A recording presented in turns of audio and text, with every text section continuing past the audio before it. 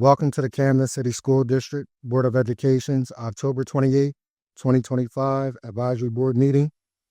It is 5:32 p.m. The meeting is now called to order. Please join me in the Pledge of Allegiance.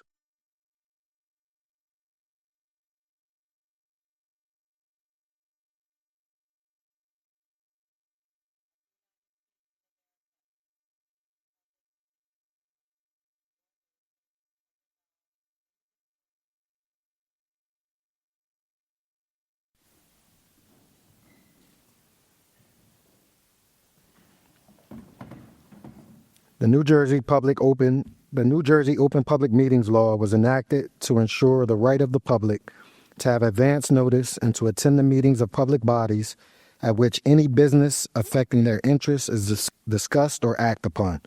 In accordance with the provisions of the Act, the Camden City School District Board of Education has caused notice of this meeting to be published on October 20th, 2025, and posted on the district website at www.camdencityschools.org. Published in the board's designated online media outlet newspaper, the Courier Post, and mailed to all persons, if any, who have requested said notice. Please be advised that this meeting is being recorded and will be broadcast on the district's YouTube channel at a future date. Roll call, please.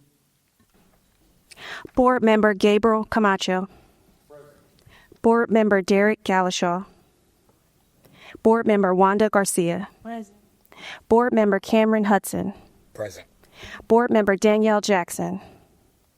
Board Member Karen Merricks. Board Member Maria Perez. Board Vice President Jeanette Alvarez. Present. Board President Namdi Nelson. Present. We have a quorum. At this time, we ask that the following students please stand when you hear your name called. From Big Picture Learning Academy, Asia Mojica. Jordan Campbell. From Bryn Medical Arts High School, William Mann. Adriana Bruce. From Camden High School, Sanai Hicks. Hamza Thomas. From Creative Arts High School, Jaden Craig. From Eastside High School, Elijah Vargas. And Hilmarie Santos. I will meet you down at the podium so that we can swear in our new student board representatives.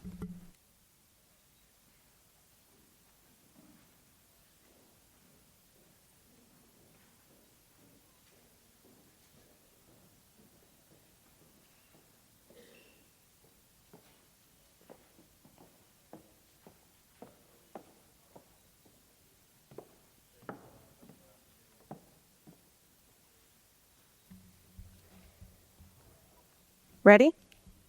Please raise your right hand and repeat after me. Be sure to state your name. I state your name. Affirm that I will support the Constitution and laws of the United States and the Constitution and laws of the state of New Jersey, and will, to the best of my judgment,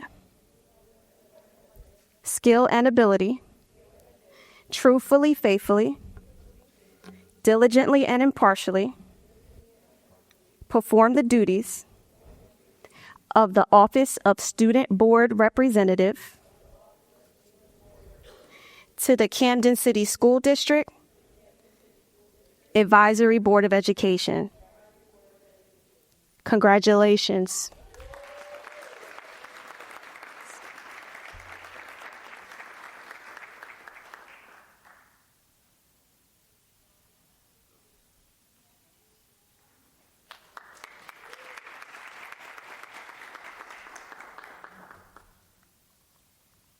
At this time, I'll do your first roll call.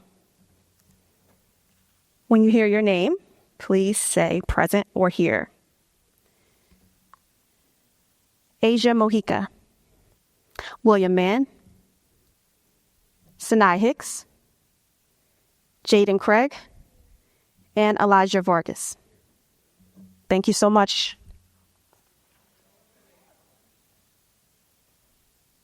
I'm sorry.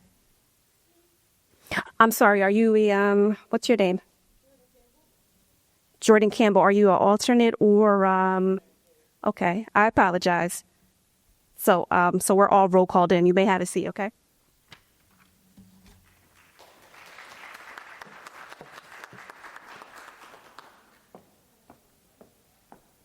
Okay, thank you. I would like to congratulate student board reps.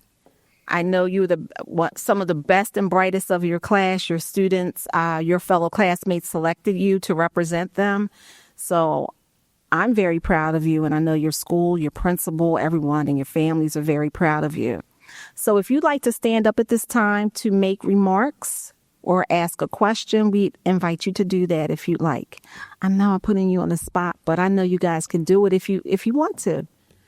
No pressure.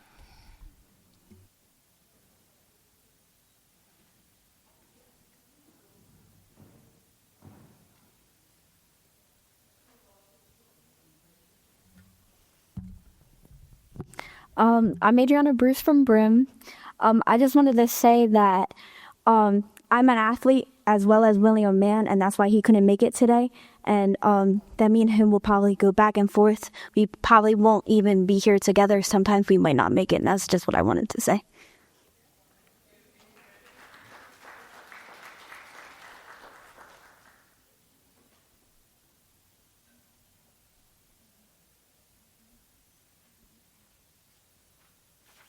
Hello. I'm Hamza Thomas from Camden High School, and unfortunately, Sanaa Hicks wasn't able to make it. She thought that the board meeting started at 6, but it started at 5:30. So, yes.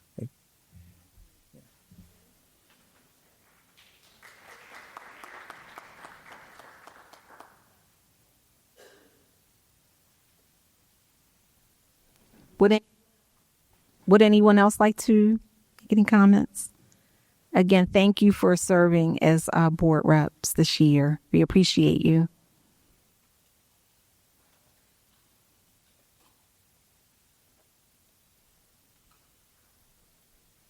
Now we will transition to the superintendent's presentation. At this time, I'm going to ask all board members to transition to the audience. Thank you.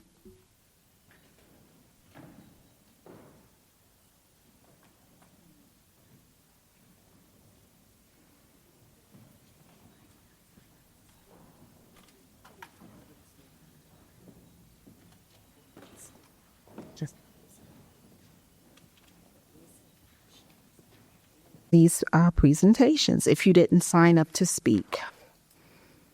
So the first thing I'd like to talk a little about is an alternative program. And we've been talking about an alternative behavioral program for a very long time in our district. We had Camelot at one time, and we constantly are trying to work with our students who are having behavioral issues. So we thought about a program. Let me first say, nothing is perfect. And each thing that we do, it will be trial and error. So we have a couple of things in the works. This is one of them.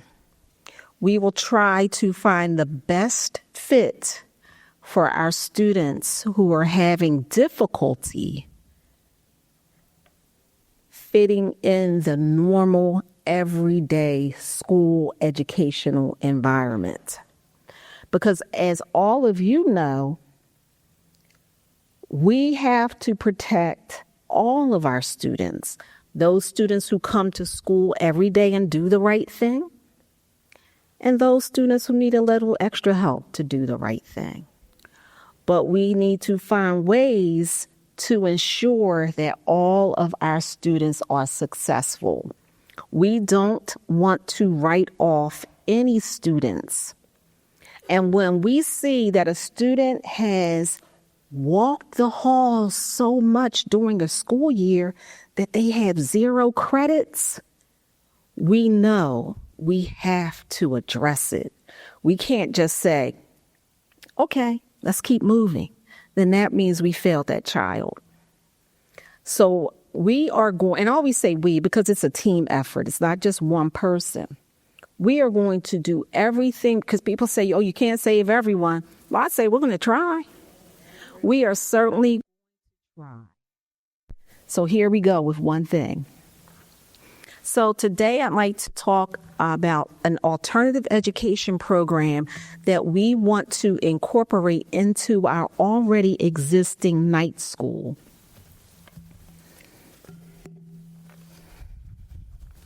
So the purpose is to provide a structured, supportive, alternative educational environment for students who meet Tier 3 and Tier 4 in our Code of Conduct, consistently meeting Tier 3 and Tier 4. So that means that may be a student who is constantly cutting class. That may mean a student who has cursed a teacher out, hit someone, constantly fighting. And I know some of you have seen the videos and things. That's what kids do. Everything that happens, we want to video it.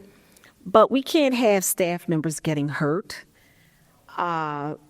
Security, they aren't supposed to restrain students. Because when they're trying to restrain a student, the student could get hurt, and then who's liable?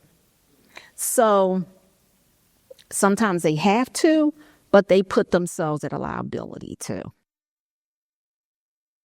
It's to address, we can't address every fight because we know those things will happen. But we know if students are constantly engaged in that behavior, what are we doing to address it? And we don't want to continuously suspend students for 10 days because that, as we all know. So we want to maintain academic continuity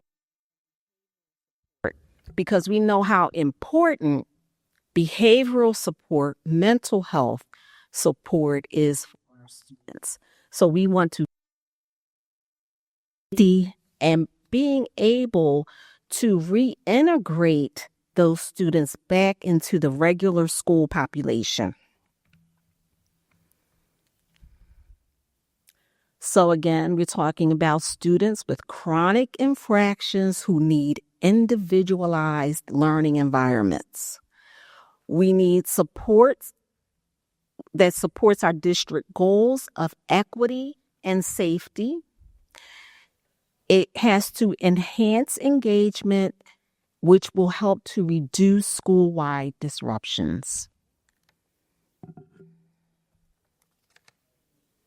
So again, the students who are eligible for this program are students with continuous Tier 3 and Tier 4 infractions. That will be reviewed by administration, counselors, behavior specialists, and parents. Final placement will be approval by the superintendent.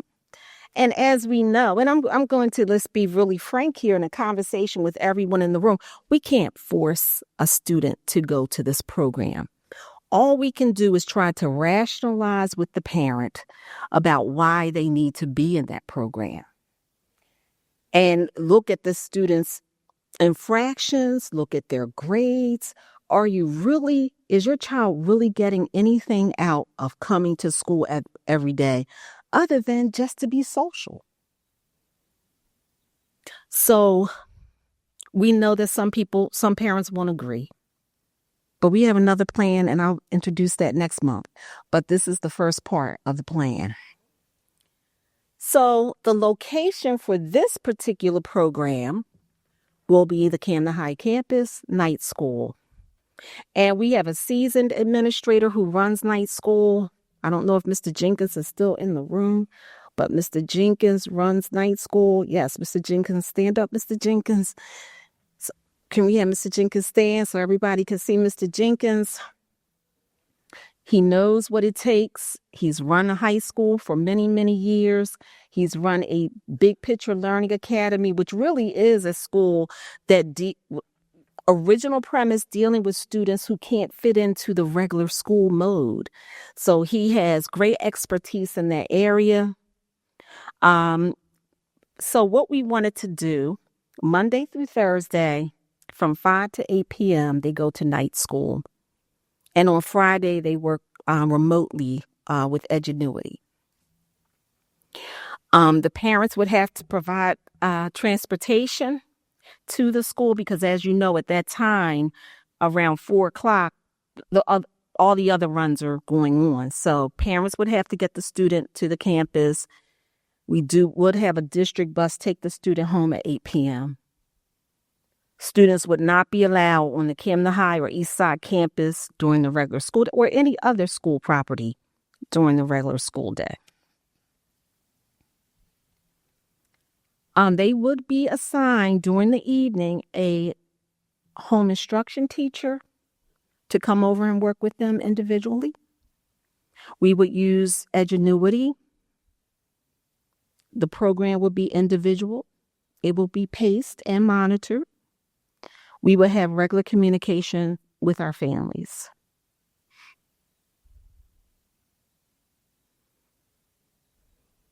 We would develop a personalized behavioral support plan, working with Ms. Nefessa Wiggins. Ms. Wiggins, would you please stand up so everyone could see Ms. Wiggins? And we have Ms. Henson. Ms. Henson, please stand up. And Dr. Thompson, who was on the team working with us. I believe Mr. Brian Gregg, who's in the back, working with equity and engagement. We have a whole team of folks who are going to support these students so that they can graduate and be prayerfully successful. So we will review their progress every 4 weeks, but they will be getting calls every day, every morning, making sure that they are doing what they need to be doing in the morning, during the day. And we do want to add a job component to this.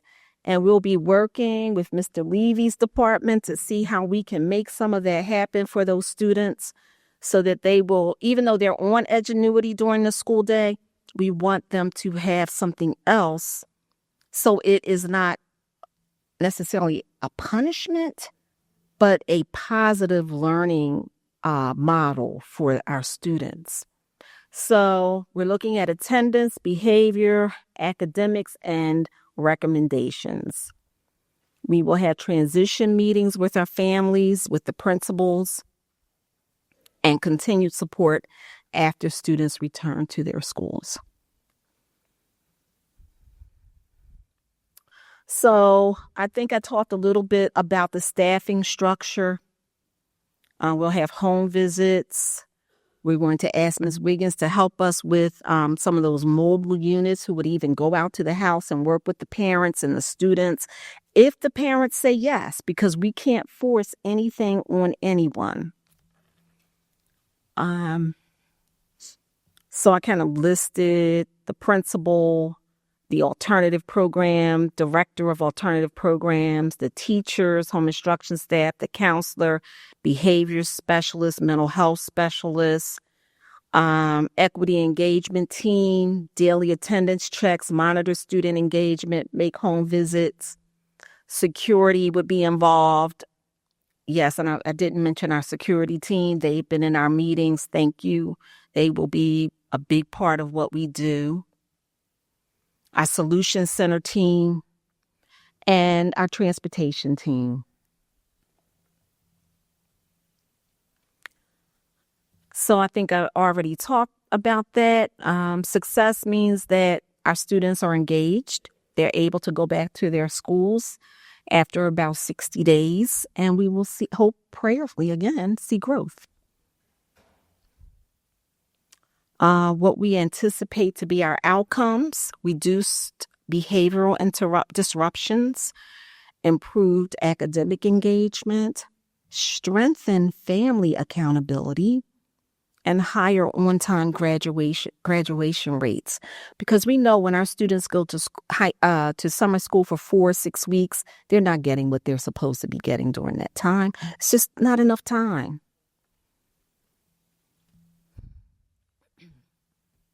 So the board, we did meet with our board members about this program. Everyone was in full support. We appreciate our board members for their support. And we look forward to coming back to you maybe July and letting you know how it's going. So, and I just wanted the next thing just to talk a little about our behavioral and mental health support plan. And Ms. Wiggins would be a huge part of this and her team, because I always, whoever I speak to about discipline, I always say mental health is very important. Talking to our students, working with our students who are dealing with a lot every day. We need to get it not in their heads, but have those conversations to find out what's the underlying reason. Number one, why you might be so angry when you come into school. Number two, why you need to walk the halls all day and why you don't think going to class is important. And then we need to talk to the parents, working with them, because sometimes we get parents that I don't know what else to do. I'm done.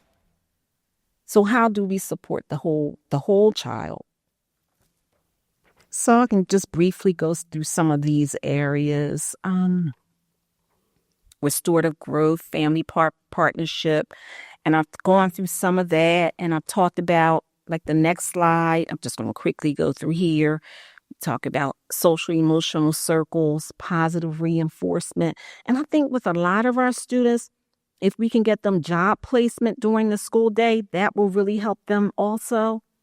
Mentorship, try to bring some of those things in.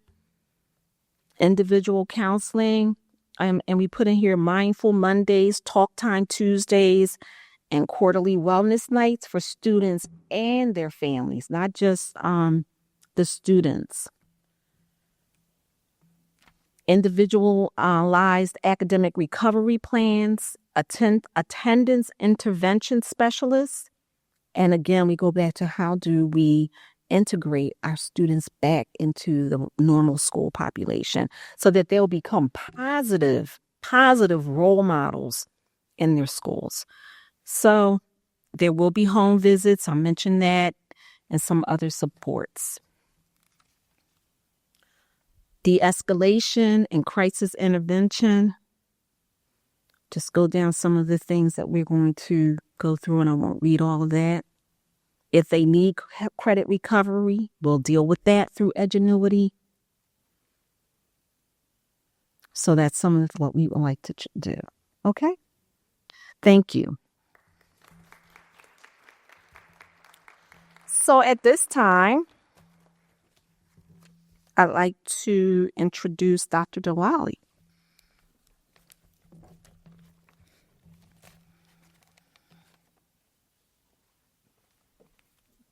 Good evening, everyone. So tonight I'm going to present the NJSLA scores from the spring of 2025. Go to the next slide. So the NJSLA consists of ELA, math, and science. Grades 3 through high school are tested for ELA and math, and then grades 5, 8, and 11 for the science. Next slide. These are the performance levels that are recognized by the NJSLA. So level 1 means they did not yet meet the expectations. Level 2 means they partially met them. 3, they're approaching. 4, they've met. And 5, they've exceeded. So 4 and 5 are passing scores for NJSLA. Next one. This sheet here, what you're looking at is our scores for each grade. So you'll see the grade level going down the left-hand side. You'll see level 1, 2024, next to it level 1 for 2025. So these are the comparison scores between 2024 and 2025 per grade level. So all of this, goes across, and on the far right side, you're seeing the changes in levels 1, 2, and 3 from 24 to 25. And as you can see, for our 3rd through 7th grade, the numbers decreased in levels 1, 2, and 3, and then they increased into the passing section for levels 4 and 5. At the bottom, you're going to see our 8th and 9th graders. We saw an increase of levels 1, 2, and 3, and a decrease coming out of levels 4 and 5. Go to the next one. That first slide was ELA. This one is mathematics. So the same kind of setup grade levels going down the left-hand side. You're going to see 24 and 25 for each level. And then you're seeing the changes from level 1, 2, and 3. Again, we saw decreases across the board at the lower levels and increase into 4 and 5 into the 2025 school year. Go to the next one. This is the science. As you can see, 5th, 8th, and 11th are tested. We did go down for 5th and 11th in levels 1, 2, and 3. We did go up slightly in level 1, 2, and 3 for 8th grade, and then you can see the corresponding increase or decrease for levels 4 and 5. This one. Just as an FYI, this is the state mandated template, so my apologies if it's not pretty and really interesting. So this is what they require us to do. So next up is our student counts.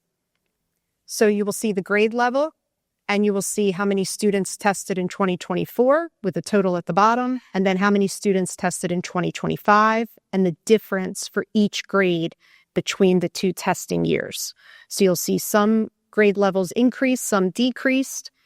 Some of the things that I can point out, we do know moving forward when we get to another section of math, I will talk more about that. But for ELA, these were our total counts of students that were tested between the two school years.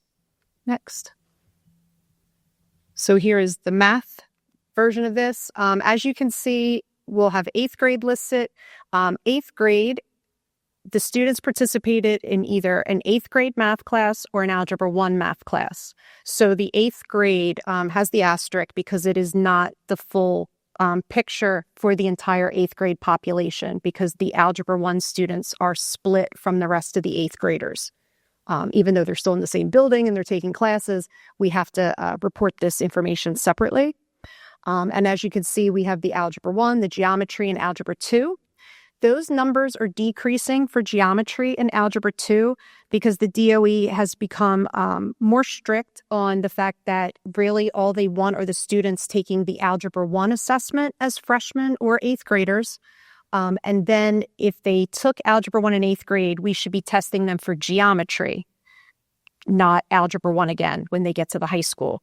The Algebra 2 should actually be our smallest population because that should only be students that have entered into the district from either out of state or they are newcomers, and they are then sitting our assessment. So if they took an Algebra 1 and a geometry in another state or another country, we are required by law to give them the Algebra 2 test because the math courses and these math tests actually go towards the federal high school math graduation requirement. And that is something we document for all of our seniors each year to make sure that they've met that federal high school math requirement. Next. Here's our science students, a couple of decreases and an increase. Now this ELA score comparison, so you're going to see on the next slide for ELA. Can you do the next one for me, Sheena, please? There we go. So you're going to see the levels. So if they scored level 1 in 2024, you'll see that district in the light blue. Then next to it, you're going to see the state comparison of what the overall state scores were for level 1 in 2024, and so on with 2025. You'll see our district, and you'll see the 2025 state scores for these levels. So levels 1 and 2, again, those are the students that have not quite yet met the standard, and you can see the variation between each year. And pretty much this is just a more detailed approach to the first couple slides that were shown in the beginning. You can go to the next one. And these are all ELA for right now. And then you're going to start seeing level 3 and level 4. So what I did was for level 4, when we begin to see the passing requirements, I highlighted them in that gold highlight. So you'll start seeing where our statistics are and our percentages are for ELA with level 4 and higher. Go to the next slide, please. And this will show you the level 5. Again, these are all ELA, and you can see the comparison between our district in 24 and 25 and the state comparison from 24 and 25. Next. These next group of slides are all ELA, and they are going to compare grade and school level data. So what you're seeing here is each school going down the left, and the number that is next to them is the number of tests that were scored. So we potentially could have had more students that tested, or maybe they didn't complete testing, so they were unable to be scored, but you can see the student count. You will see their level 1 scores, level 2, level 3, level 4, 5, and then you will also see the percentage of students for that school in 3rd grade ELA that met the passing score. So that's all the gold highlighted, where the students have met levels 4 and 5. Okay. And this is 3rd grade ELA. Next slide, please. This is 4th grade ELA. If it has an NA, it means they do not have that grade level at that school. So they would, it would not be applicable for them. Okay. Next slide. This is grade 5. And again, the different schools and our students, our percentage that scored passing. Next. This is 6th grade ELA scores. Okay, the next one. Here is 7th grade. Next. Here is 8th grade. Next. My apologies, the header on this is incorrect, but it is ELA grade 9, so my apologies that it says the Math Algebra 1. And again, this is all of our 9th grade scores and their schools and the number of students that received scores. Go to the next slide, please. So now we're going to do the same thing, but for math for each grade. So you can go to the next slide, please. So one of the things I mentioned earlier that I wanted to kind of describe is the grade 8 data. Obviously, some took 8th grade math, others took Algebra 1. So it doesn't represent the entire 8th grade performance as a whole. The Algebra 1, 2, and geometry, all students in grades 11 and 12 were not included. The state does that intentionally because they do not want them sitting the test because then it skews the data. So that's why you'll see that the 11th and 12th graders, even if they sat those assessments, they are not included in our data.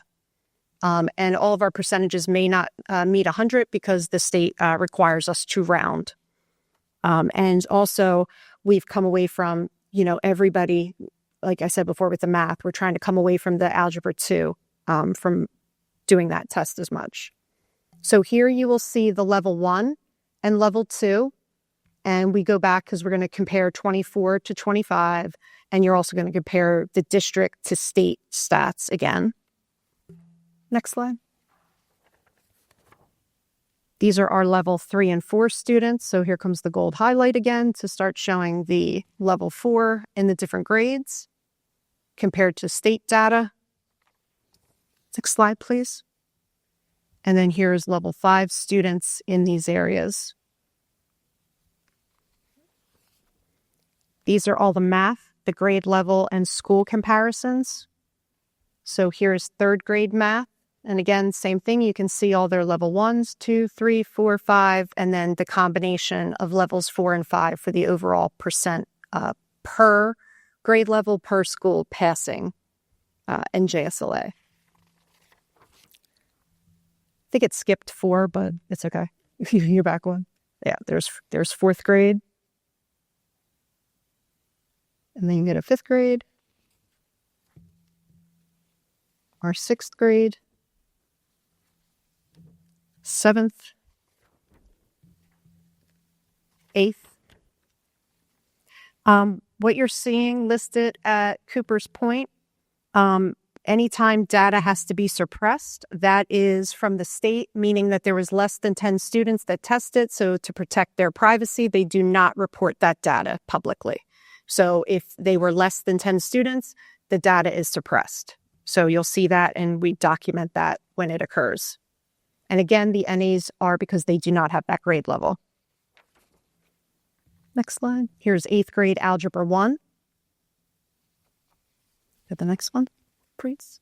Here's Algebra 1 at the high schools, and you'll see each high school listed with the number of scored student test, and our number of passing in levels 4 and 5. Next. Geometry, we have another one where the data has been suppressed, but again, it's comparing the high schools for geometry. Next. And this one, they pretty much suppressed all the data with the exception of Camden High because they had a much larger number of students that sat this exam. This is due to the fact that many of the students had either missed the Algebra 1 or geometry assessments, and some of the high mobility also, make sure that we have these students take that test to meet the federal high school math requirement. Next. So now we're moving into the science information. The next slide. So for science, level 1, 2, and then levels 3 and 4 are considered passing for science. So a little different than the ELA and math. Next. So here you will see the grades, the state and district comparisons from 24 to 25 in levels 1 and 2. Go to the next slide. Here are levels 3 and 4. And again, the highlighted information is the passing scores and percentages. Go to the next slide, please. And then we do the same thing where we compare the grade levels and the schools. Move to the next one. So here are all the schools for science grade 5 and their scores, percentages, and levels. Next, please. Here is grade 8 science. And then you have the 11th grade science. So you can go to the next one, please. So some notable achievements. We increased participation. So we have higher test participation rates in all content areas compared to the spring of 2024, which is pretty significant in a statistic way because we actually had less students overall, but we had more students testing and getting actual tests scored. We've improved our proficiency levels, decrease in the percentage of students scoring at levels 1 and 2 in ELA and math. We also had notable gains in proficiency at grades 4, 6, and in Algebra 1. Growth in science, we had improvement in the percentage of students reaching proficient levels 3 and 4 in grades 5 and 8. And some school level highlights, several schools demonstrated double-digit growth in ELA and math proficiency, which is really good to, share because sometimes it's not always the best data that we see, but it's always good when the schools and the students are making progress. The next one, please. So some intervention strategies. A lot of this already occurs in the district. So, we have data days and all different kind of things that we review. So reviewing all of the data and analysis. The only thing that's going to be slightly tricky is that now we have switched testing platforms. So we are no longer using Pearson, which was using a normed referenced criteria, and we have officially moved over to Camden that will utilize a adaptive format. So that's criterion referenced. So we're going to have to see how this goes because we just started. We did pilots yesterday, so we started today at the high schools officially taking the field testing. So the data may look different and we may not be able to compare and contrast because it's two separate test platforms. So just to give everyone a heads up on that. So the academic support that we offer and more curriculum alignment, again, it may be a little more difficult, although Cambium is going to align with New Jersey student learning standards. There's always a different process within the testing. Go to the next one, please. Our PLCs, our staff meet, they talk about their data, they collaborate, work on best practices and interventions, instructional coaching. I know we have, is it Dr. Davenport has been in, and who is our other one? I almost love it. Yeah, so we have some specialists that are coming in from the universities that have been working to help with our ELA and math data.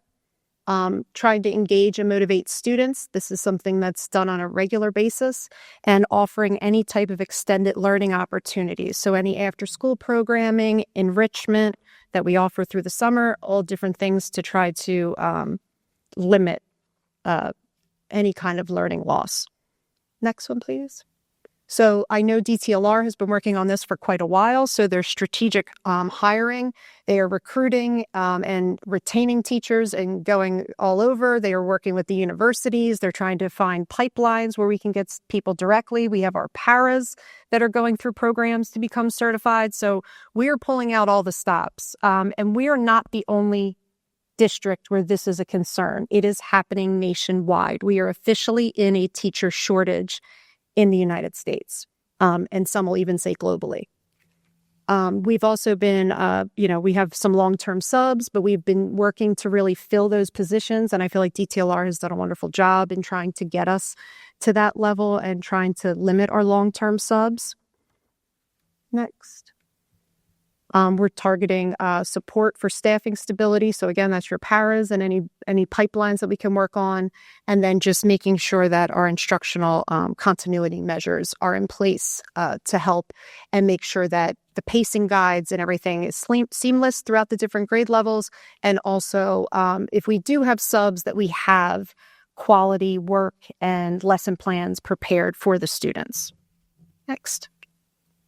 All right, that's it. That's all I have for you tonight. Thank you very much.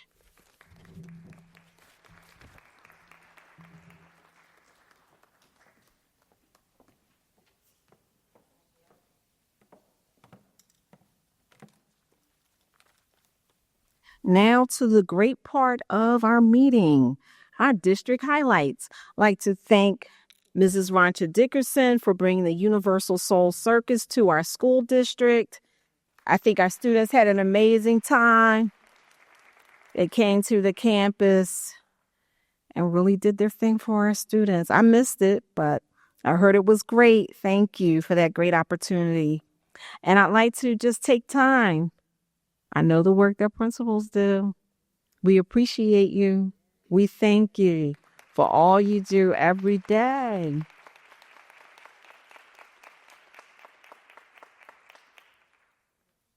And at this time, I'm going to ask all of our board members and our central office staff to transition back to the stage.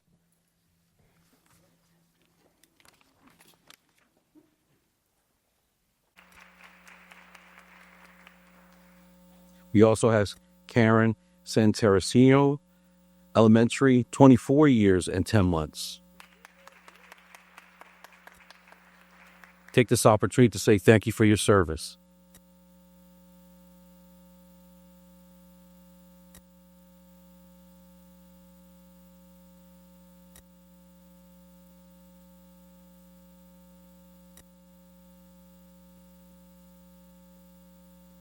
We don't have any committee reports for this month.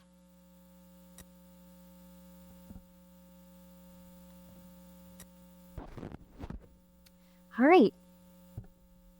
We will now turn to the public comment portion. The Camden City School District welcomes the attendance and comments from all members of the public at its meetings. This public comment period is your time to present your comments to the board and the state district superintendent. Each person who signed up to comment will have 3 minutes. You will be notified when your 3 minutes are up, and you cannot yield your time to another person. When it is your turn to speak, please state your name and address for the record, and please address all of your comments to the state district superintendent or myself. Please be courteous to your fellow community members and keep your comments within the time allotted so that everyone has the opportunity to speak. At the end of the 3 minutes, the microphone will be silenced and your comments will have concluded. We ask that you conduct yourself in a respectful manner. The First Amendment is not absolute, and the board can prohibit language that is inappropriate in accordance with Board Policy 1121. We may interrupt, warn, or terminate your statement, question, or inquiry when it is too lengthy. If a member of the public speaks about a staff member, interruption may be necessary to caution the speaker of the danger of slander. For anyone whose comments or actions harass, intimidate, or threaten the safety of any person, we will provide you with a warning or immediately end your comment time. We may request any person to leave the meeting when that person does not observe reasonable decorum. We may request the assistance of law enforcement officers in the removal of a disorderly person when that person prevents or disrupts a meeting with an act that obstructs or interferes with a meeting. We may call for a recess or an adjournment to another time when the lack of public decorum interferes with the orderly conduct of the meeting. And finally, we may waive any of the rules when necessary for the protection of privacy or to maintain an orderly operation of the board meeting. And it looks like we have 7 speakers tonight, and up first is Miss Tiana Brown and then Carol Shores.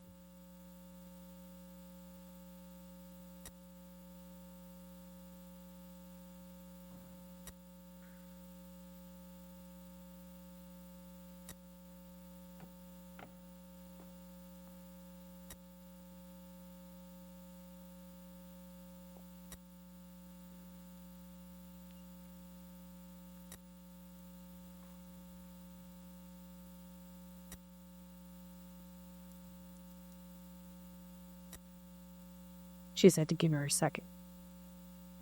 Do I begin now, or she said give her a second? Okay. Are we good? And then. As soon as it starts going. Okay.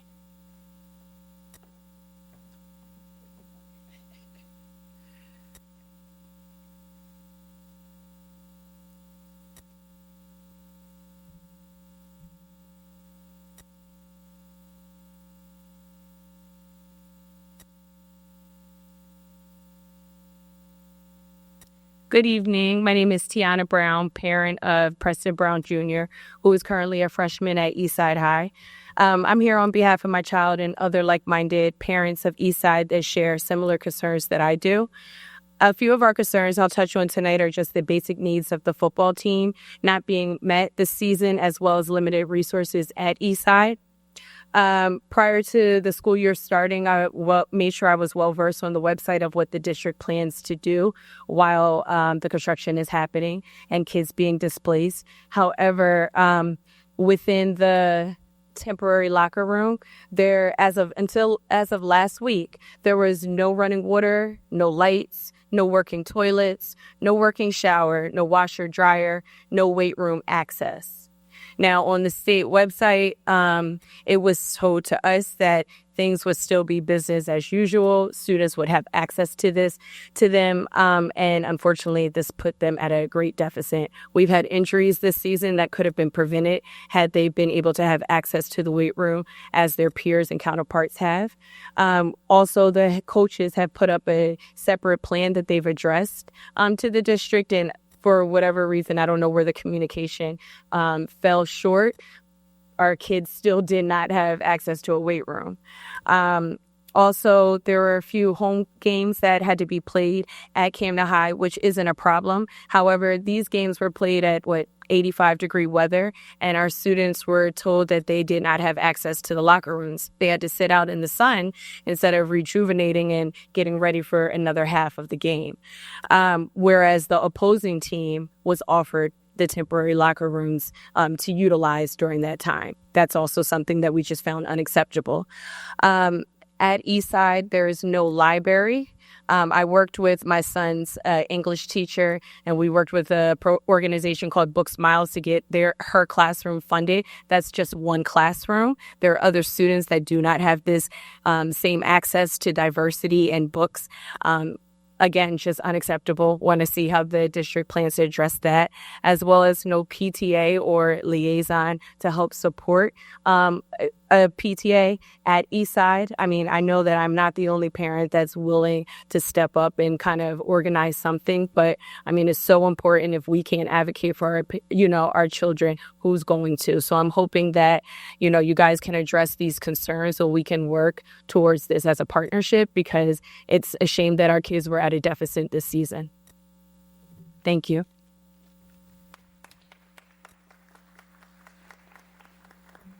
And just a reminder for all of our speakers, please allow Dr. Ko to respond within 24 to 48 hours. So she'll either call or send an email. So just to let you all know.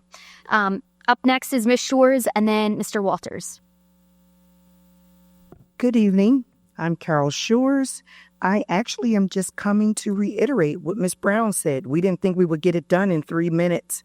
All of the things that she has listed are of grave concern. And I myself am a Camden native, Camden High, class of 98. And I do know that Camden, there's always been a difference between Camden High and Eastside.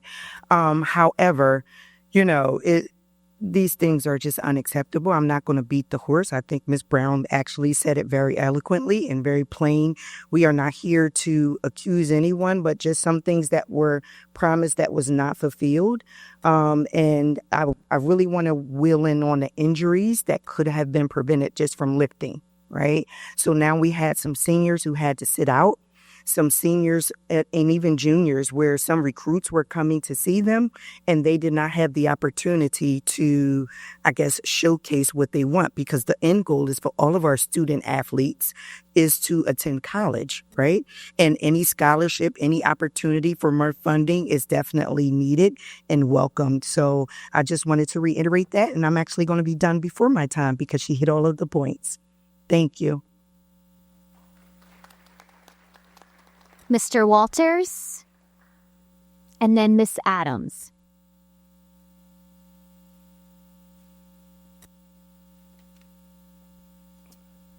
Kevin Waters. How long has the district been complying over the 65% threshold, which triggers the chronically underperforming statistic? That's the rate which underlies the annual school report card for state takeover. If the district is now in alignment, why is this district still under state monitoring, and what needs to have that removed? So what is the desire to have Congressman Norcross make recommendations to redesign the preschool program in Camden?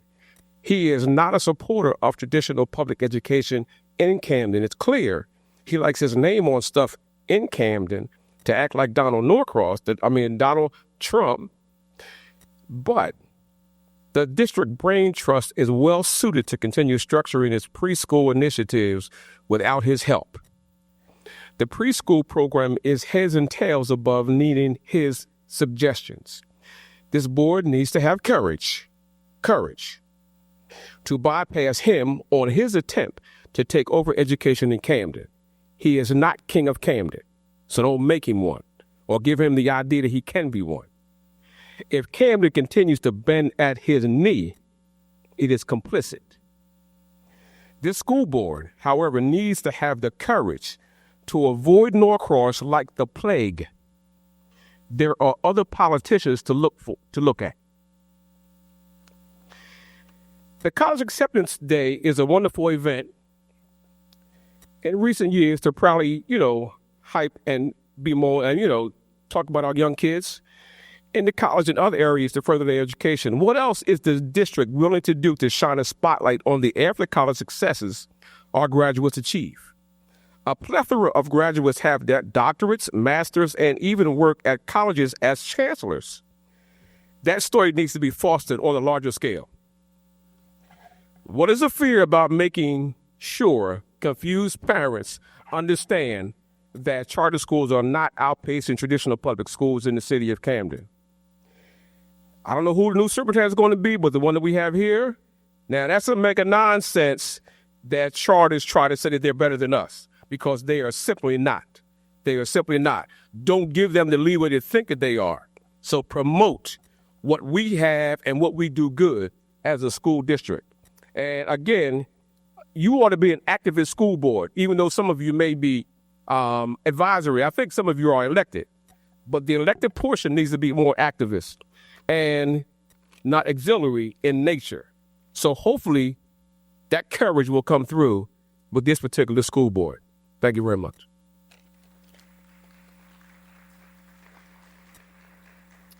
Miss Adams, and then Miss Dickerson.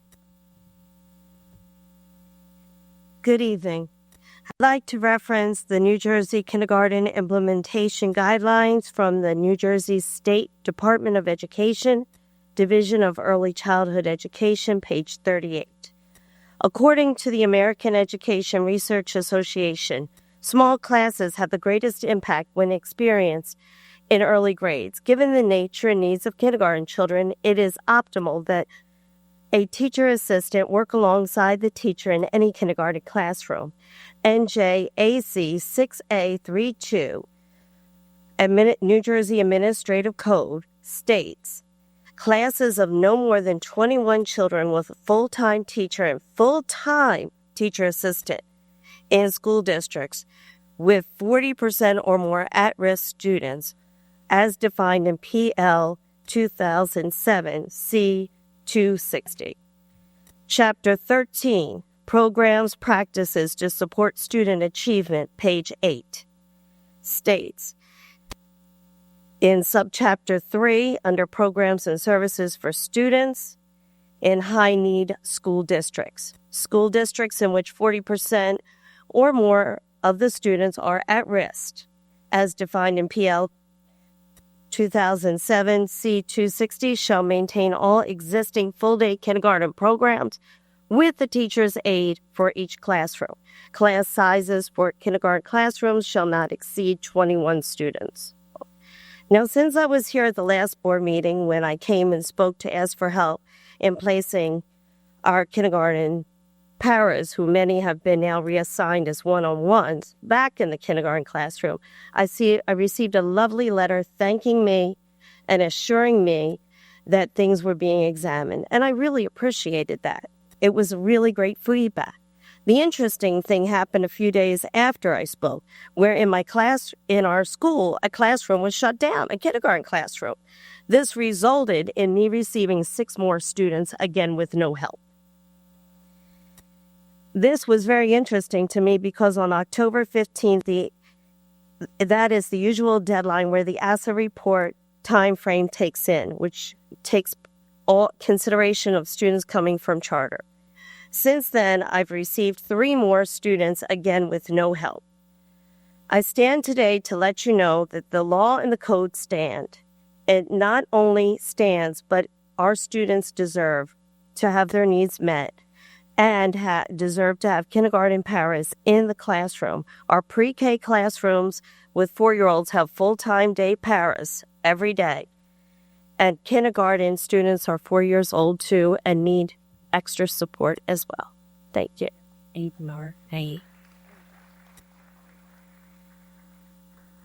Miss Dickerson and then Miss Luke.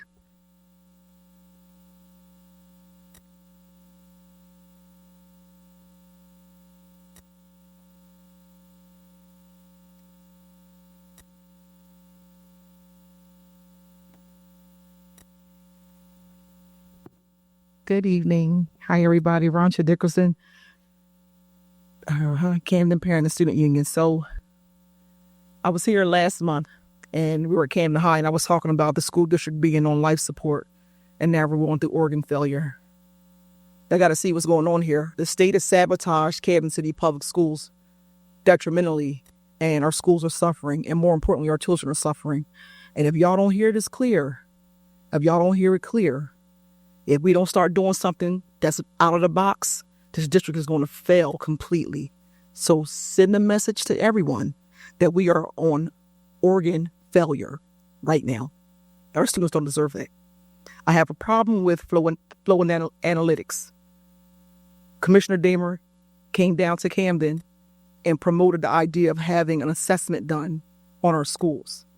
Commissioner Damer has not come to Camden to talk about the $91 billion deficit that we've had since June of 2025. We have a problem with that, y'all. These are questions we need to be asking right now. How could you come out and offer flow analytics to assess our schools? Does that mean we're going to have some more school closures that make the budget make sense? What does it mean? Flow analytics was here before and they shut down our schools. Y'all got to watch the money. The commissioner had the audacity to come down here to talk about something, but never address the $91 million deficit that we're in right now. I have a problem with that. I also want to talk about QSEC. Thank you, Brother Waters, for bringing that up. Instruction program, we're at 65%. We got to be 80% or higher to be compliant. The issue is that if we don't get compliant, we'll stay under state control. State control looks like state intervention. State intervention looks like failing Camden Public Schools. We have to focus on asking the right questions writing the right letters, and pushing our school board advisory members and also our active superintendent who's doing the best that she can as a triage nurse in the ER. The last thing I want to talk about is the early childhood with KIP. I refuse to allow KIP or any Renaissance school to come in here and steal our students once again. And we haven't even gotten the results from a 10 years assessment of how Renaissance schools are doing. Have we gotten that result? The results? It's been 10 years that we have Renaissance schools, and we have not gotten a result of how good or how bad the schools are doing. Yet we're going to have the powers that be stand in front of a stage and say, we're coming for early childhood education. You know they're going to vacuum all of our students out this district, and then we'll be left with nothing. I'm telling y'all, this ain't right. And it's been a very hard fight, but we're not done. So, Dr. Brock said, I know you can't answer all these questions, but we got a real problem on our hands, and we need to speak to Commissioner Damer immediately. We know we have the state down here, but this is state sabotage. They have sabotaged Camden Public Schools, and they want to sell for 30 pieces of silver.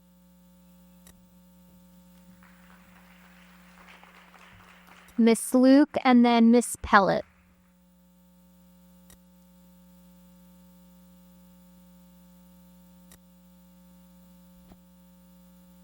Good evening. Karen Borelli-Luke, Brim Medical Arts High School. I hope everyone is doing well. I'm concerned about student enrollment in our traditional public schools. Us that are in the magnet schools and understand the importance of enrollment and have always had to recruit students. Right now, every school needs to pull out all the whistles and bells and get our students to attend our schools. Our livelihoods depend on this, but more importantly, the future of our students depend on us. This new preschool initiative concerns me. Key enrollment grades are preschool and 9th grade. Again, this initiative concerns me. Last month, I had spoken to you, Dr. Coe, about the board minutes being available so that we can see it. It's still, it wasn't up so that we can, address items from the board minutes. So that's usually what the, community gets to speak on. On the staff, was there staff for the alternate ed program? Has that already been in place, or how was that put in place? And is there a bilingual component for that program? We all need to keep lines of communication open and include everyone that can contribute. Let's utilize our people because, again, that's all we have right now. And it's us. And we have the best of the best right here. We just have to utilize what's here. Thank you.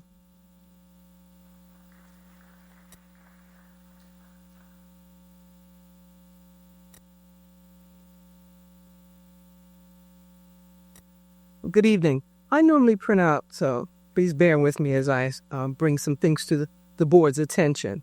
I am a teacher at Eastside High School. My name is Victoria Halat. We moved into our swing space, and I think we made it look too easy. And now the pushback has come, and we don't seem to be receiving any support. When our children leave the building to go to physical education, they have to take a nurse with them.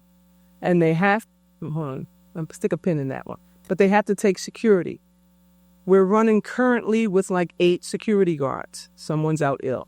We had a little dust up at school. Some other people are out. Now our children cannot leave the building for phys ed. We need to remedy that as soon as possible.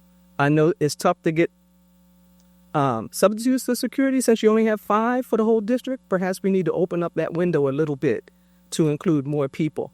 We also need more security because we have a lot of kids. And 8 really is just not cutting it. Quite frankly, neither is 9. We used to have 12. It would be nice to add more security back in. Our coach's salary was supposed to come from a fund that doesn't seem to be available anymore. And he needs to be paid, the football coach. school-based youth services. A lot of our students have IEPs, and the IEPs say they're supposed to have counseling, and you remove school-based youth services, and so therefore counseling is limited pretty much to the two counselors, guidance counselors that we have on staff who are also doing their jobs. We are spread just way too thin with the cutbacks that were made. I'm going to have to switch screens for 1 second, if that's all right with you. I think I'm doing okay. Excuse me. There's supposed to be a canopy when our children leave the building to go into the lunch space. There is no canopy. Haven't had really bad weather yet, but I would hate to see the day that they come through there without that canopy there. Also, we were supposed to be getting another nurse, a second nurse. Could you please expedite that concern for us? We definitely need one. Operation support, family operations mandate, and building management. We need that kind of help also. I mean, all these things were taken away because of the budget cuts, but we have to do better. The HVAC system across the classrooms is an urgent need of repair on the 3rd floor. The alarm system needs to be repaired. Nutrition services. Our children cannot eat in the brand new kitchen that you put outside. Cafeteria. It needs an inspection. Somebody knows an inspector. Please get them to come down and they can facilitate all of that. Thank you so much. Thank you. All right, that concludes our speakers for tonight. I'll turn it back over to you, Dr. Coe.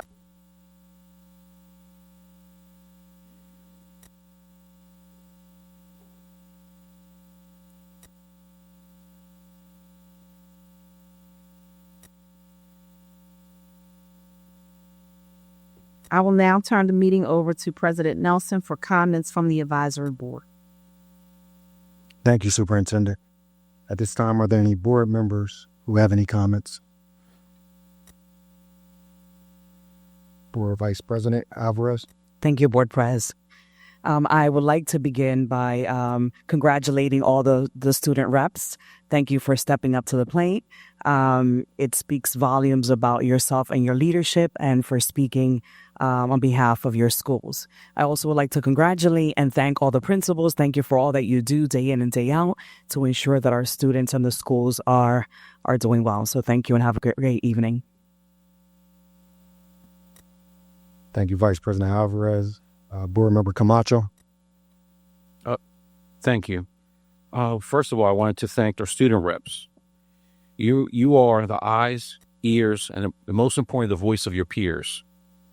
You are the boots on the ground, and I look forward to your input. I also would like to say, in reference to the alternative program, I want to take this moment to express my support for this pilot program.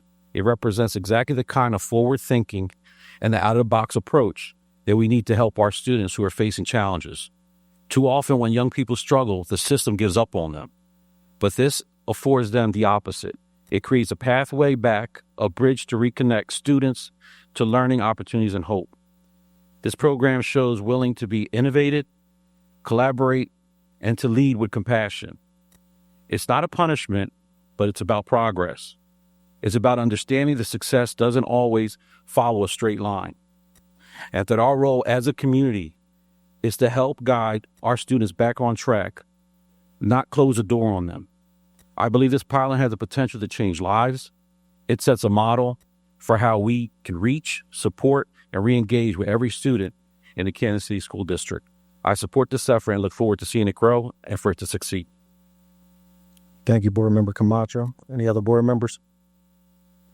Board Member Jackson. Good evening, everyone.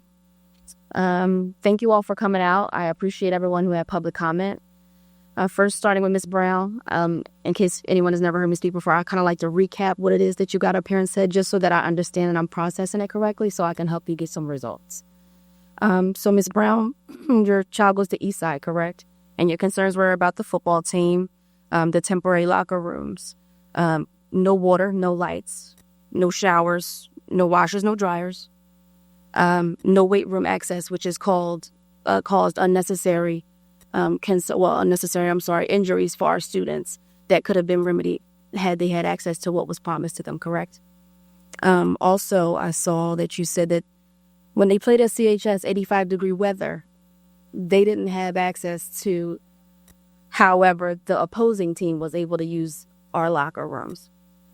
Thanks so much. Also, no library, no books.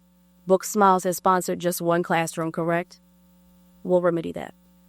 No PTA, no liaison, nothing. We'll remedy that. Thank you. Ms. Shores, I appreciate you coming and giving your support and also reiterating, so I won't even have to go back through that spiel again. We'll remedy those things.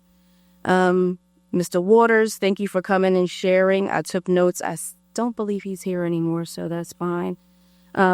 Ms. Adams, early childhood education, you had concerns about that. The kindergarten classrooms, the state regulations, I see that they aren't here, but 21 kids to a class, one full-time teacher, one full-time teacher's assistant is what's supposed to be had. Ms. Dickerson, thank you. As always, thank you. Like you said, our district is on life support, organ failure. And so kudos again to our sitting superintendent. We appreciate the work that she's doing, and we champion her. So we thank you so much for sharing that as well. Ms. Luke, you had concerns about student enrollment. The preschool initiative, you had concerns about that. The board minutes not being up, you had concerns about that as well. D program, you were wondering if it had already been staffed, if they're looking for additional staff or anything like that. And also, as you always say, a seat at the table. You want to be heard. There are people who are capable in the district. You guys want to put your thoughts forward. So thank you for that. Miss Pollitt, I believe her name, Palat. Thank you so much. Miss Palat, you had issues or concerns about the East Side swing space. There was a lot of pushback and no support for things that were promised as well. Your PE class has to go out daily, but they have to take security with them. There are only 8 officers. You guys used to have 12. You would like that back to that number. The coach's salary, he needs to be paid, absolutely. IEPs, prevalent cuts, no school-based youth services. There are only 2 guidance counselors. You guys are stretched thin at the school-based gate. There's supposed to be a academy for midline schools. A septic nurse is needed. The HVAC is repair on the 3rd floor. The alarms. And then the kitchen needs to be inspected as well. Also, you'd like those services to be rendered that used to be rendered by the FOCs, if I gather that correctly. So thank you all. I heard you. I took the notes. And hopefully our superintendent, she usually takes about 24 hours to the response soon. Our student reps, although I wasn't here earlier, I'm so proud to have you guys with us. I look forward to a wonderful year and all of your feedback. Please tell us whatever it is. We are open ears. We are here for you because this is ultimately about you. So your voice matters here. It matters everywhere, but it especially matters here. This is your district. You have equity in it. It's yours. Okay? We wouldn't be here if it wasn't for you. So thank you all, and that concludes my comments for this evening. Thank you, Board Member Jackson. Any other board members? Board Member Garcia. Good evening, everyone. Thanks, everyone, for coming out tonight. And again, I would like to congratulate our students, our beautiful students tonight. And also in reference to, I want to congratulate the interim superintendent in reference to our pilot program. I think it's a great idea. And like Board Member Camacho has stated, it's not a punishment. It's something that moving forward, we would like to see more so that our students do not fail. So we want to see all of our students graduate and become doctors, presidents, all kinds of, so they can be a success in life. Like I said, students are always first. They're our first priority. And I want to make sure and continue to keep up in the process and so that to keep up with the information, to make sure that the process is taken so that they can education and become a president of the United States one day. So I just like to thank the super and her staff bringing in the success for our students first. Thank you. Thank you, Board Member Garcia. Any other board members? Board Member Hudson. Good evening, everybody. Just want to thank everybody for coming out. Also, I agree with my my colleagues, congratulating the student reps. It's such an amazing opportunity. And also, I think, my focus really is, on that state level, we are on life support. And as much as we love that you bring your concerns here, because we definitely need to know them, we need to go to the state. We need to take this to the state. And I think, Rancha, you had set up an advocacy day before, right? I think we need to do something like that again. And, we need answers from the state. So that's really what I had to say. Thank you. Have a good night. Thank you, Board Member Ifill. Any other board members? All right. A few things at this time. So I want to echo my colleagues and congratulations to our student reps. Thank you. I want to thank the superintendent and our administration and all staff members for excellent work serving our students, staff, and community with limited resources. I think so far the start of the year with what we've been working with has been as well as can be and keeping the morale up. So thank you to our leadership. Thank you, superintendent and administration, for developing an alternative option for our students that are in need of extra support. We support this plan, understanding it's a pilot program, and we'll be here to support however needed. Thank you to the community for playing an active role to serve our students.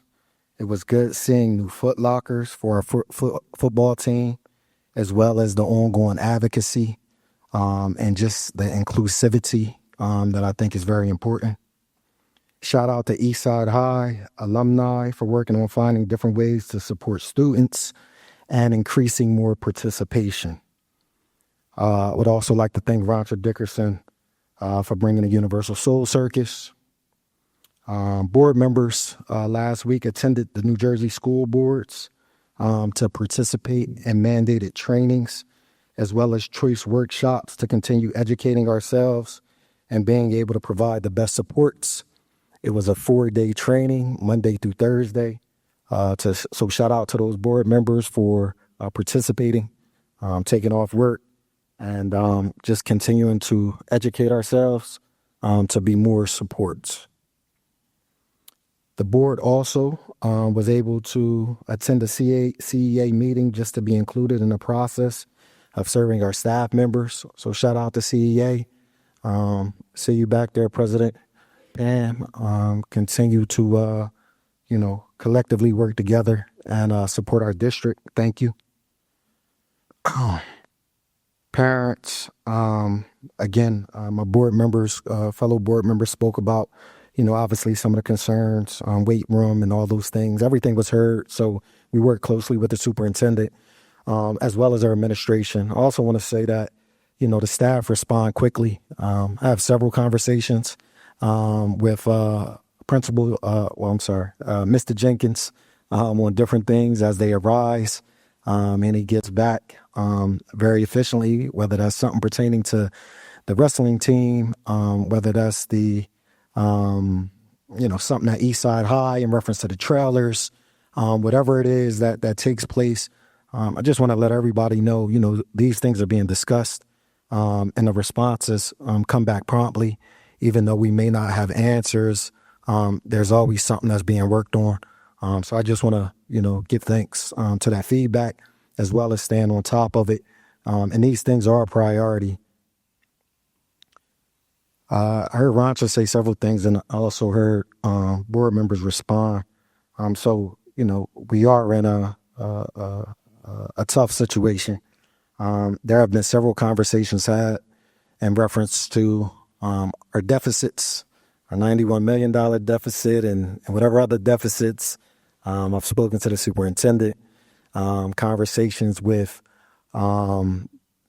commissioner's office and representatives. And also, just recently, had a conversation that was brief with the commissioner. And, I'll share, my ask was that, our superintendent have the ability to make some decisions so that she is empowered. It is a difficult space to be in when you're not able to implement much. So again, we appreciate our continued leadership. We appreciate everybody's continued leadership. And please continue to share. These conversations are happening, taking place. And I appreciate the board members for sharing more. Again, it's not that work isn't being done, but when we know what needs to be heard and we hear community members' voices, it makes things a lot easier. And we appreciate the reciprocated communication. So thank you, everyone. And I turn it back over to our superintendent. I'd just like to take a moment. Every month, we're going to be recognizing some of our staff members, and this is our Lighting the Pathway to Excellence Award. And I always talk about lighting the path or stay in the light, be the light for our students. So I'd like to award this to Dr. Crystal Breedlove, Mr. Carl Young, Mr. Willie Womack, Mr. Brian Hill, Mr. Raphael Shields, and Miss Michelle Butler. So we'll be doing these every month.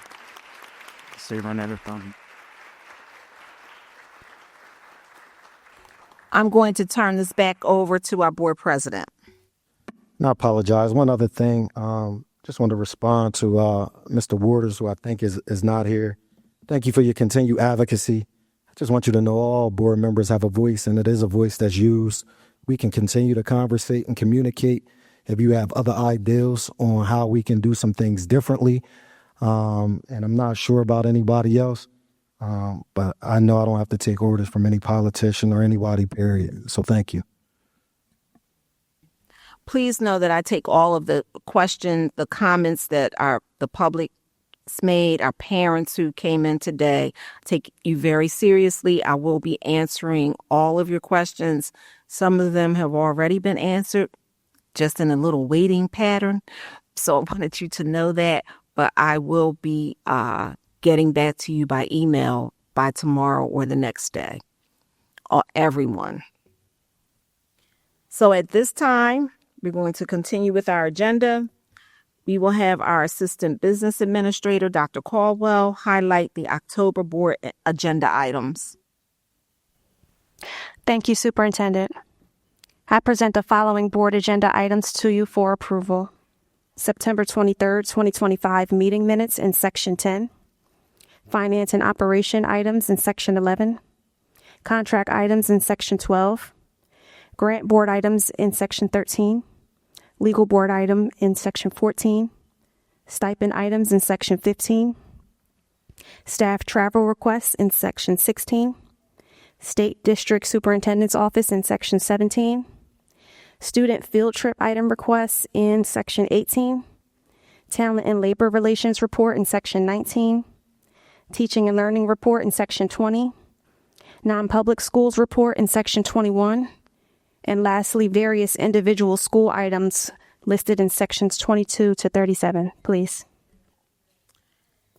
And before I read the next part of the agenda, I will say that I guess we'll have to go old school with the board report. I thought it would be posted. It was not. So next meeting, we will have printed copies. We will have quite a few when you enter the door, just in case we can't get it posted on time again. I just wanted to let everyone know. So in accordance with the powers vested in me, I'm sorry, Superintendent. Just quickly in reference to our budget, do we still have a budget freeze? And if so, do we have an idea of how long that may be? yes, we have a budget freeze. The NJDOE and our business administrator and other officials within the district are still reviewing the budget, looking at our staffing, looking at if there were errors made last year. So we are in a freeze. Yes, we are. Many activities will not take place until the New Jersey Department of Education tells us you can now spend. And I appreciate everyone's patience, but we really do need patience because it is painful. It is painful to watch field trips be rejected. and other activities that our students want to engage, but due to the budget constraints, we are in a freeze. Thank you, Superintendent, for that response. In accordance with the powers vested in me as the acting state district superintendent, according to NJSA 18A 7A through 35, I hereby approve the October 2025 board agenda items. If nothing more, Assistant Business Administrator, please call for a motion to adjourn the meeting. May I have a motion to adjourn? Motion. Motion by Mrs. Garcia. May I have a second? Second. Oh, excuse me.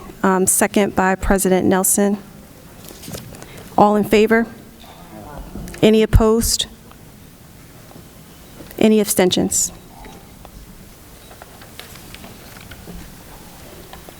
Seeing none, meeting is adjourned.